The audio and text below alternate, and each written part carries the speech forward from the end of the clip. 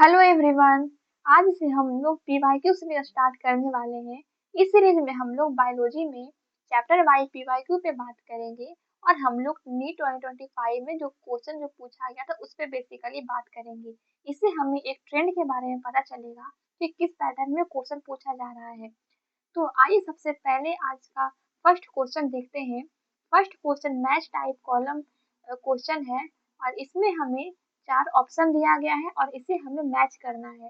तो सबसे पहले सेंट्रोमियर सेंट्रोमियर मैच होगा सेंट्रोमियर मैच होगा सेल डिवीजन में, सीलियम मैच होगा सेल मूवमेंट में, क्रिस्टा मैच होगा माइटोकॉन्ड्रिया में और सेल मेम्ब्रेन फॉस्फोलिपिड में।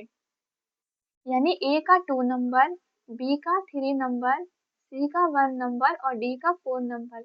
Option number B. तो आप यहाँ पे देख सकते हो कि यहाँ पे एक क्वेश्चन में हमें मल्टीपल कॉन्सेप्ट के बारे में पूछा गया है।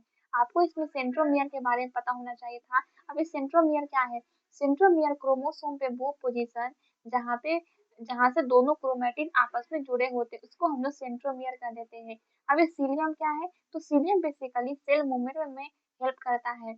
अभी क्रिस्टा क्या है? तो क्रिस्टा जो माइटोकॉन्ड्रिया का जो इनर मेम्ब्रेन है वो इनफोल्डिंग बनाता है और इसी इनफोल्डिंग को हम लोग क्रिस्टा कह देते हैं। अब सेल मेम्ब्रेन में जो मेजर जो लिपिड पाया जाता है वो फॉस्फोलिपिड होता है।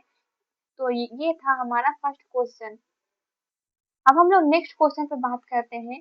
नेक्स्ट क्वेश्चन हमारा specialised membranous structure in the prokaryotic cell which help in cell wall formation, DNA replication and respiration is। पूछ रहा है कि प्रोकैरियोटिक सेल में एक मेम्ब्रेनस स्ट्रक्चर पाया जाता है जो कि cell wall formation, DNA replication and respiration में मदद करता है। तो वो कौन सा स्ट्रक्चर है? क्या वो क्रिस्टा है?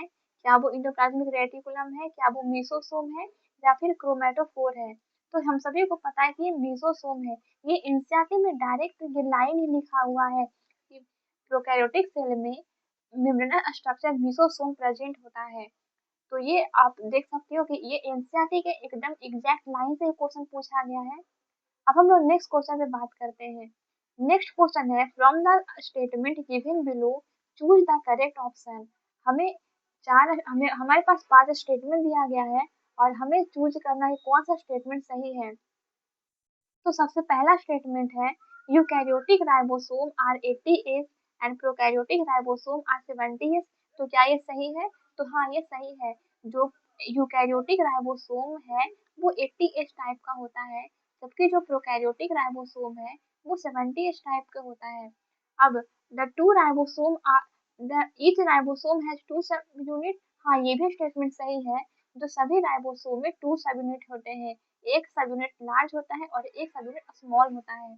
अब तीसरा स्टेटमेंट कह रहा है the two subunit of 80S ribosome are 60S and 40S while that of 70S में 50S एंड 30S प्रेजेंट है।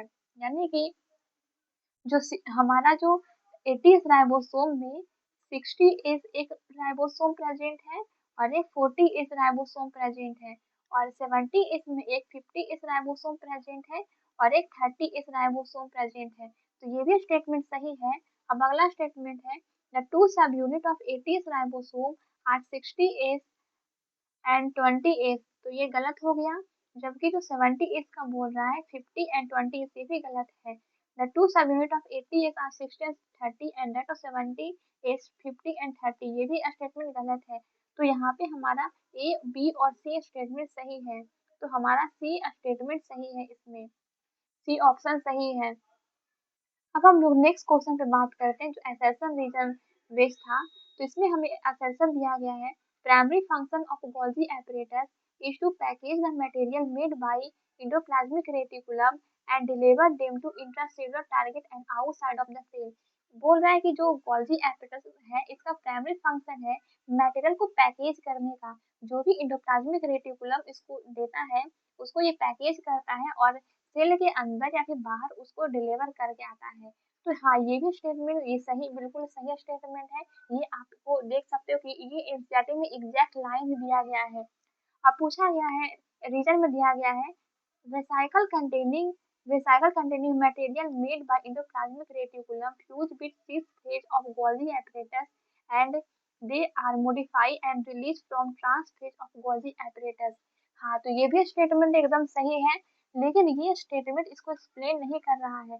पहला में है कि गोल्गी एप्रेटस का फंक्शन के बारे में बात किया गया है और दूसरा में बताया है कि जो भी मटेरियल जो भी एंडोप्लाज्मिक रेटिकुलम से आता है, वो सिस फेज में जाकर के फ्यूज होता है और मॉडिफाई होता है ट्रांस फेज में। तो ये स्टेटमेंट दोनों ही सही है, लेकिन उसको एक्सप्लेन नहीं कर रहा है, इसलिए इसमें हमारा आंसर हो जाएगा असर्शन एंड रीजन ट्रू है, लेकिन रीजन एक्सप्लेन नहीं कर रहा है असर्शन को। तो ये हमारा 2025 का पीवाईक्यू क्वेश्चन था। अब हम लोग नेक्स्ट चैप्टर का भी पीवाईक्यू के बारे में बात करेंगे। तो थैंक यू।